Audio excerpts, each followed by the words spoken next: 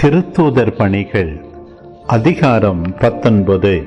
Apollo கொரிந்தில் இருந்தபோது பவுல் மலைப்பாங்கான பகுதி வழியாக எபேசு வந்தார். அங்கு அவர் சில சீடர்களை கண்டு அவர்களை நோக்கி, நீங்கள் நம்பிக்கை கொண்டபோது தூய ஆவியால் ஆட்கொள்ளப்பட்டீர்களா என்று கேட்டார்.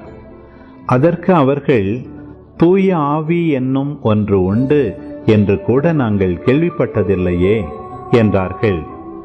அவ்வாறெனில் நீங்கள் எந்த திருமுழுக்கை பெற்றீர்கள் என பவுல் கேட்க, அவர்கள், நாங்கள் யோவான் கொடுத்த திருமுழுக்கை பெற்றோம் என்றார்கள்.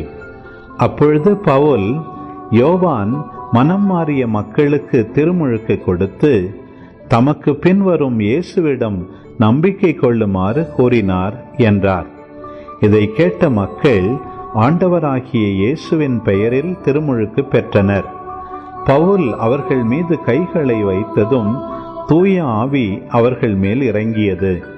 அப்பொழுது அவர்கள் பரவச பேச்சு பேசினர், இறைவாக்கும் உரைத்தனர். அங்கு ஏறக்குறைய 12 பேர் இருந்தனர். பின்பு பவுல் தொழுகை கூடம் சென்றார்.